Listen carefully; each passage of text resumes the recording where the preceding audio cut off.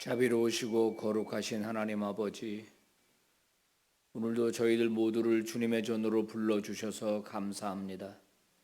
성령 하나님이시여 저희들을 감화 감동하여 주시어서 살아계신 하나님을 만나게 하시고 하나님의 거룩한 뜻을 발견하는 복된 시간이 되게 하여 주시옵소서.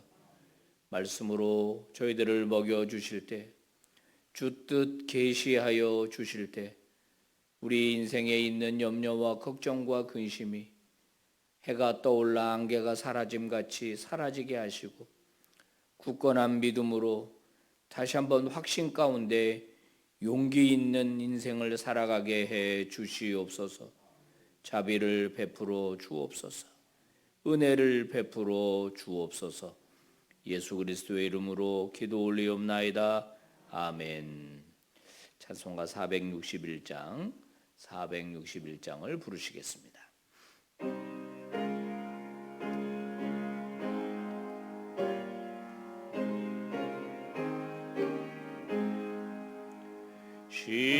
십자가를 질 수 있나 주가 물어보실 때 죽기까지 따르오리. 성도 대답하였다.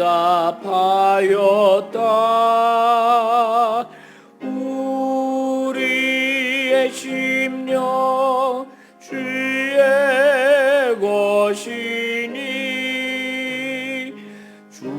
주님의 형상 만드소서. 주인도 따라 살아갈 동안 사랑과 충성을 바치오리다. 이런 일 다 할 수 있나 주가 물어보실 때 용감한 자 바울처럼 선뜻 대답하리라.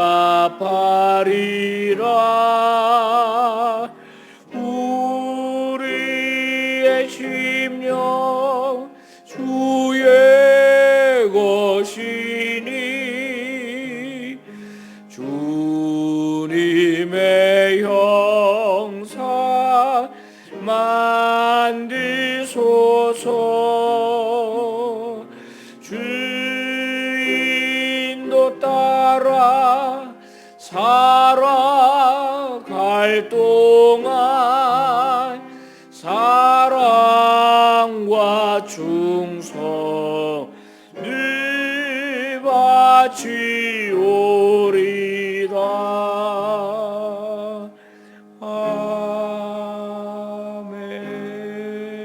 아멘. 이남미 권사님 기도 인도하시겠습니다. 사랑이 많으신 하나님 아버지, 하루를 시작하는 첫 시간을 주님께 나와 예배하게 하시니 감사합니다. 오늘 하루도 저희에게 한나를 주셨으니 주님께 칭찬 듣는 하루의 삶이 되기를 기도합니다. 미련하고 연약한 저희들은 주님의 뜻을 분별하지 못하여 세상 욕심대로 살아가는 모습을 발견했을 때 주님 앞에 너무나도 부끄럽습니다. 주님, 어리석은 저희들을 불쌍히 여기시고 성령의 은혜를 부어주어 회개하는 은혜를 허락하여 주옵소서. 세상은 변하여 오히려 교회가 세상을 시끄럽게 하는 한국 교회를 바라볼 때에 주님 앞에 죄송하기 그지없습니다. 은혜로우신 주님, 다시금 믿음의 역사가 일어나고 믿음의 선진들을 본받게 하시고 우리 자신을 성찰하고 돌아보아 주님의 뜻과 말씀에 비추어서 부끄럽지 않은 믿음을 갖게 하옵소서.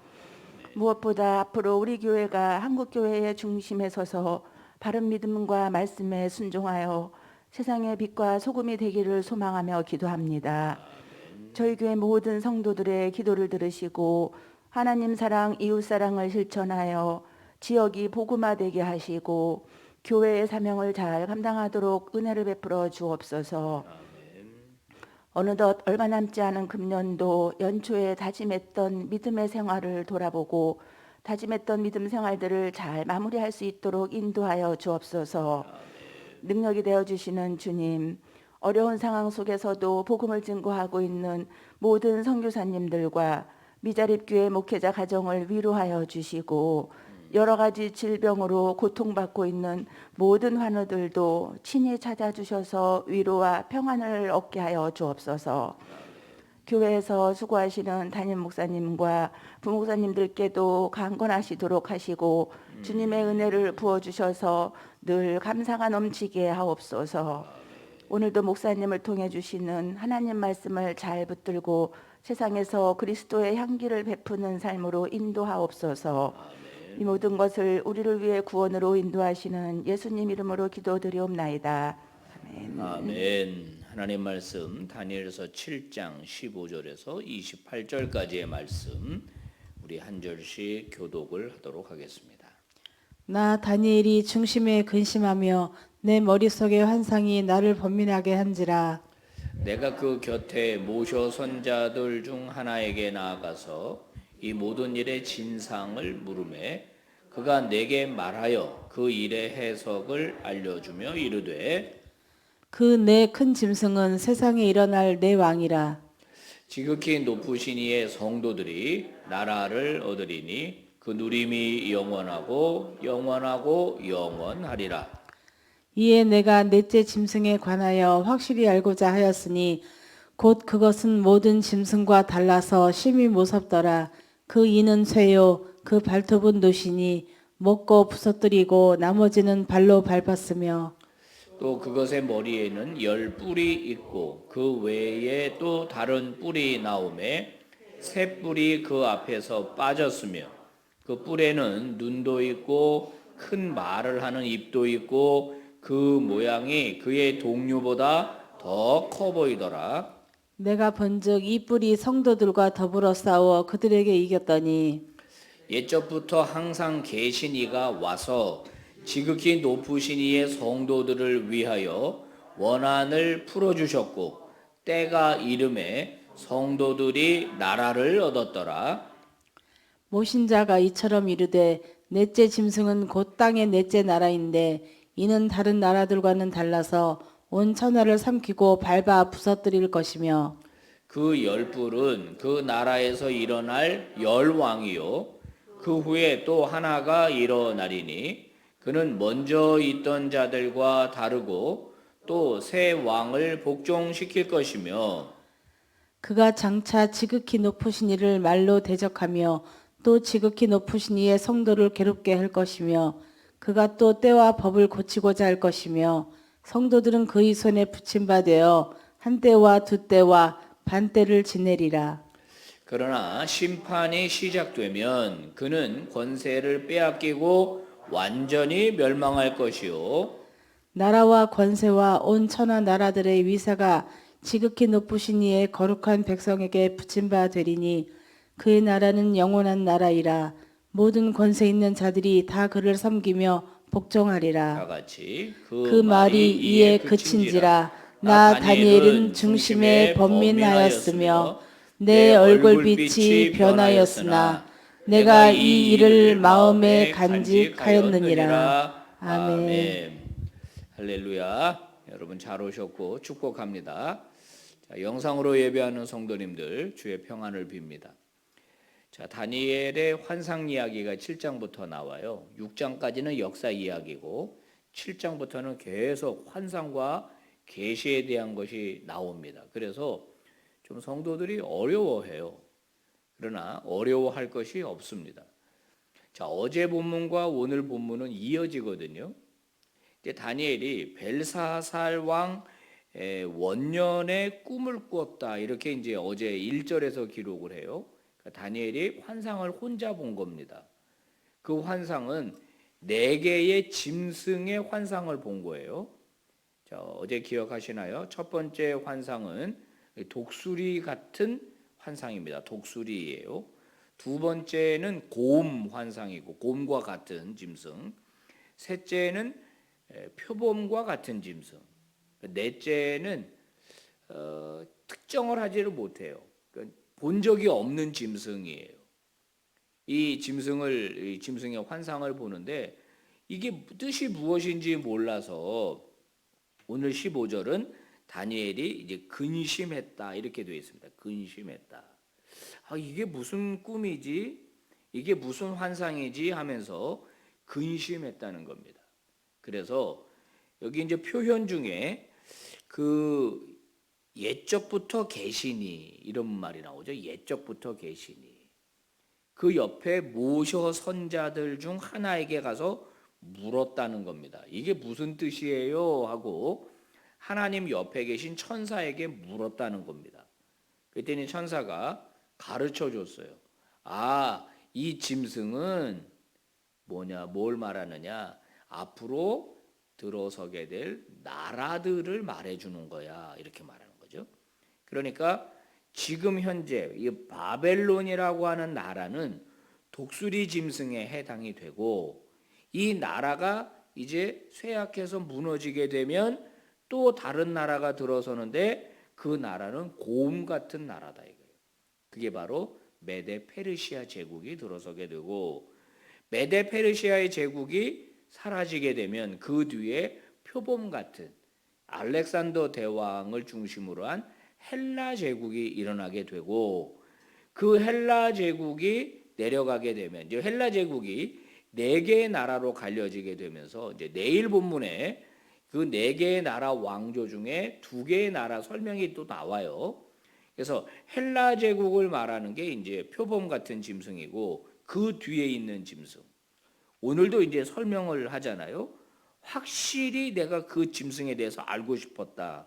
그 짐승은 앞에 있는 새 짐승과는 확실히 달랐다는 거예요. 어떻게 달랐냐? 짐승의 이빨이 쇠로 되어 있다는 거예요. 그건 굉장히 강력하다는 뜻이에요. 다 그냥 물어가지고 다 부셔뜨려 버리는 강력한 이빨. 그러니까 매우 강력한 힘을 가지고 있다는 거예요. 발은 놋이라 그랬습니다. 놋. 굉장히 강력한 힘을 말하는 거예요. 근데 머리에 뿔이 있어요. 10개 뿔이 있는데 그 뿔은 왕이라 그랬어요. 왕. 그 뿔에는 눈도 있고 입도 있는데 새로 난 큰 뿔 하나의 입은 그 성도들을 박해하는 큰 말을 하는 그러니까 그걸 뭐라고 영향력이 그만큼 큰 나라가 들어선다는 거예요. 이 나라가 로마 제국을 말하는 거예요. 로마 제국. 자, 다니엘은 지금 나이가 10대 때 바벨론에 끌려왔습니다.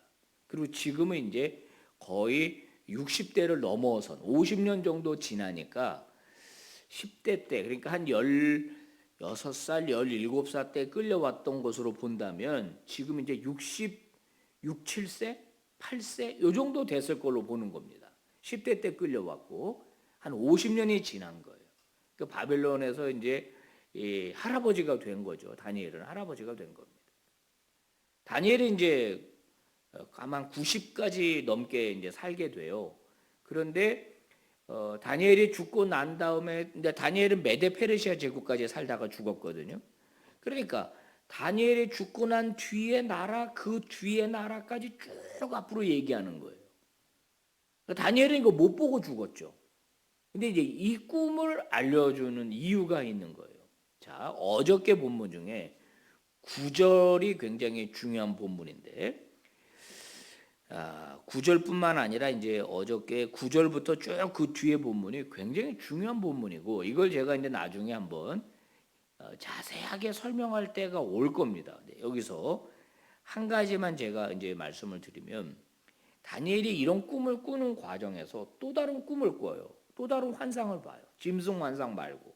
그게 뭐냐면은 9절에 보면은 자기가 이렇게 환상을 보니까 왕좌가 하늘의 왕좌가 놓여 있다는 거예요. 왕좌는 뭐죠? 왕이 앉는 의자가 왕좌예요. 근데 우리 번역에는 왕좌라고 되어 있어요. 근데 이게 원어 성경이나 영어 성경을 보면 이게 복수로 되어 있어요. 그러니까 왕좌가 2개 있는 겁니다. 무슨 말인지 아시겠죠? 근데 그 왕좌 하나에는 누가 앉아 있냐면 옛적부터 항상 계신 이가 앉아 있어요. 거기에. 그분이 누구냐면 하나님이에요. 옛적부터 항상 계시니, 태초부터 계시니니까. 그런데 또 환상 중에 뭐냐면은 13절에 보면 인자 같은 이가 하는 표현이 나와요. 인자. 인자는 son of man, 사람의 아들이에요. 사람의 모양처럼 생긴 분이 구름을 타고 옛적부터 항상 계신 이 앞에 인도되었다는 거예요. 그분이 누구예요? 예수 그리스도예요. 그래서 예수님이 그 공생의 사역을 하실 때 자기를 뭐라고 불렀어요? 인자라고 불렀단 말이에요. 그 인자라는 단어가 어디서 나왔어요? 바로 다니엘서 7장에서 나온 거예요. 그 하나님 앞으로 인도되었던 그 사람 모양을 가지신 그분이 그 왕좌 중에 옆에 비어있는 왕좌에 앉으시는 거예요.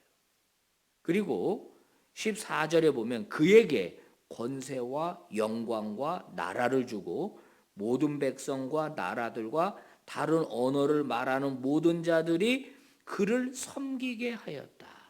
누구를? 예수 그리스도를. 그러니까 하나님의 나라가 그 아들에게 모든 권세와 통치 권한이 양도되었다는 거예요. 여러분 이것을 예수님이 마태복음 28장에서 말하는 거예요. 28장에서 뭐라 그래요? 모든 권세와 능력이 나에게 주어졌다 이렇게 말했거든요. 그러니까 지금 두 개의 나라가 이렇게 스크린에 쫙 펼쳐지는 거예요. 하나는 하나님이 통치하시는 나라가, 하나는 세상 나라가 이렇게 지나가는 거예요. 근데 거기에 누가 있느냐? 여기 성도가 나와요. 성도가. 하나님의 백성, 하나님의 성도가 나와요. 근데 이 성도들을 누가 괴롭히느냐? 이 세상 나라 제국의 왕들이 괴롭히는 거예요. 특별히 로마 제국이 괴롭히는 거예요. 근데 여기서 뭐라고 말하냐? 그러나 성도들을 괴롭히지만 그게 영원히 계속되는 건 아니고 리미트, 제한적이다 이거예요. 끝날 때가 온다는 거예요. 그거를 뭐라고 말하냐면은 한 때와 두 때와 반 때. 몇 년인지는 모르지만은 하여튼간 이것은 반드시 그 유효 기간이 있다는 거예요.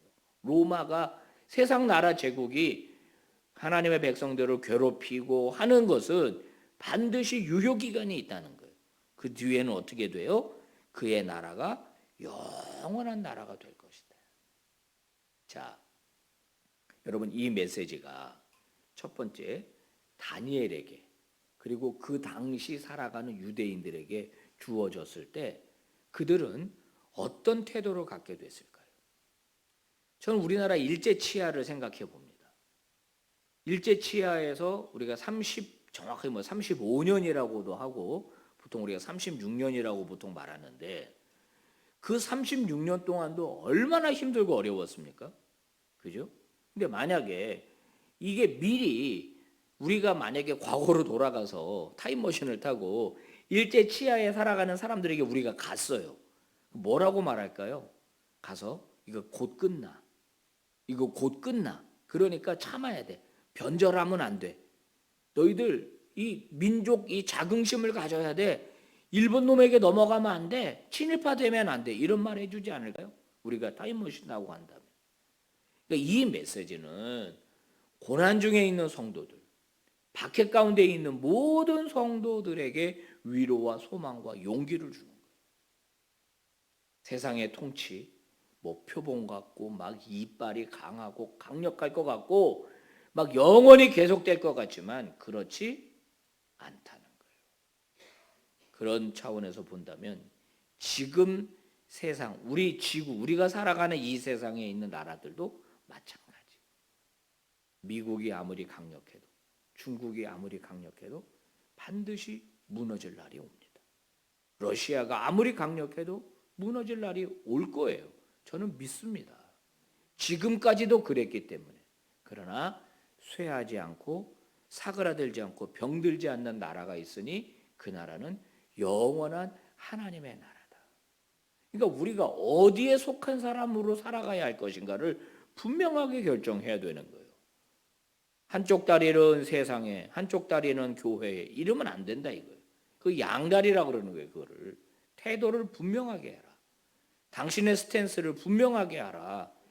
우리는 하나님 나라 백성의 성도이니까 하나님 나라 백성답게 살아가는, 지금은 힘들고 어려워도 반드시 유효기간이 있다. 하나님이 오시든지 우리가 하나님께 가든지 둘 중에 하나예요. 뭐 얼마나 계속되겠습니까? 그저 기껏 살아야 80년, 90년 삽니다. 이 기간 동안 여러분 믿음 잘 지키고 신앙의 기계와 절개를 지키고 진짜 하나님 백성답게 살아내시는 믿음의 종들 되시기를 축복합니다. 거룩하신 하나님 감사합니다. 오늘도 말씀을 통해 저희들에게 깨달음을 주셨습니다. 세상 나라가 영원할 것 같지만 그 나라는 오래 가지 않는다. 하나님의 나라와 하나님의 통치만이 영원히 이 땅을 다스린다. 너는 어느 편에 설 것인가? 오늘 성경을 통하여 저희들이 도전을 받았습니다. 아버지여, 우리 빛과 소금의 성도들 확실한 믿음의 사람으로, 신앙의 사람으로 살아가도록 다짐할 수 있도록 역사해 주시옵소서. 우리의 선택이 영원을 좌우한다는 사실을 알고 믿고 지금 힘들어도, 지금 고통스러워도 그 나라와 그 통치를 바라보며 신앙의 절개를 지키는 믿음의 종들 다 되게 해 주시옵소서. 수능이 코앞으로 다가왔습니다. 우리 아들, 딸들 지혜 주시기를 바라고 저들의 진로 가운데 하나님 개입해 주시기를 원합니다. 우리 교회에 더 많은 새가족들 보내주실 때 아버지, 구원받는 자가 날마다 늘어나는 교회, 세례받고 예수를 그리스도로 고백하는 능력 있는 교회가 되게 하여 주시옵소서. 더 많은 지경을 확장시켜 주시고 아버지, 이 지역과 또 우리 한국 교회와 열방을 섬기는 교회 되게 하여 주시옵소서. 예수님 이름으로 기도 올리옵나이다. 아멘. 예배 마쳤습니다. 여러분 자유롭게 기도하시고 은혜 중에 돌아가시기 바랍니다.